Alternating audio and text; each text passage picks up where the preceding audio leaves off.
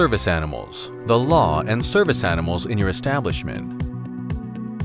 Under the Americans with Disabilities Act, ADA, only dogs are recognized as service animals. A service animal is a dog specially trained to assist a person with a disability. They are not pets. Examples include guiding people who are blind, alerting people who are deaf, pulling a wheelchair, alerting and protecting a person who is having a seizure, and calming a person with post-traumatic stress disorder during an anxiety attack. Businesses must permit service animals to accompany people with disabilities in all areas open to the public. When it is not obvious what service an animal provides, only limited inquiries are allowed. Staff may ask 2 questions. Is the dog a service animal required because of a disability? And what work or task has the dog been trained to perform? Staff cannot ask about the person's disability, require medical documentation, require a special identification card or training documentation for the dog, or ask that the dog demonstrate its ability to perform the work. Under the ADA, service animals must be harnessed, leashed, or tethered unless these devices interfere with the service animal's work. In that case, the individual must maintain control of the animal through voice, signal, or other effective controls. A person with a disability cannot be asked to remove his service animal from the premises unless the dog is out of control and the handler does not take effective action to control it, or if the dog is not housebroken. When there is a legitimate reason to ask that a service animal be removed, such as posing a direct threat to the health or safety of others, staff must offer the person with the disability the opportunity to obtain goods or services without the animal's presence. Allergies and fear of dogs are not valid reasons for denying access or refusing service to people using service animals. A service animal may not be excluded based on assumptions or stereotypes about the animal's breed or how the animal might behave. People with disabilities who use service animals cannot be isolated from other patrons, treated less favorably than other patrons, or charged fees that are not charged to other patrons without animals.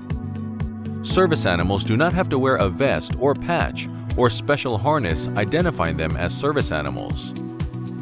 Staff are not required to provide care or food for a service animal. The handler is responsible for caring for and supervising the service animal, which includes toileting and feeding. Some people with disabilities may use more than one service animal to perform different tasks. For example, a person who has a visual disability and a seizure disorder may use one service animal to assist with wayfinding and another that is trained as a seizure alert dog.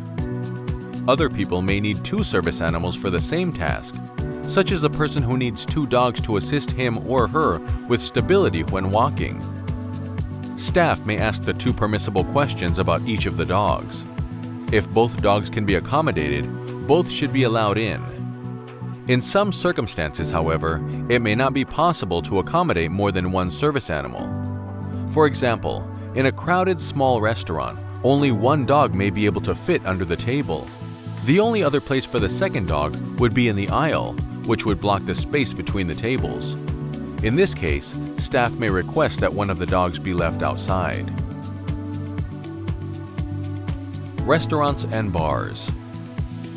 Establishments that sell or prepare food must allow service animals in public areas, even if state or local health codes prohibit animals on the premises.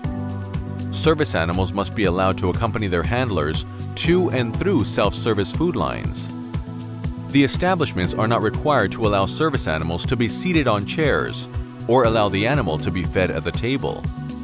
Seating, food, and drink are provided for customer use only. Hotels. A guest with a disability who uses a service animal must be provided the same opportunity to reserve any available room at the hotel as other guests without disabilities. They may not be restricted to pet-friendly rooms. Hotels are not permitted to charge guests for cleaning the hair or dander shed by a service animal. However, if a guest's service animal causes damage to a guest room, a hotel is permitted to charge the same fee for damages as charged to other guests. Remember, always be kind and courteous to all of your guests. For more information on the ADA or service animals, visit www.ada.gov.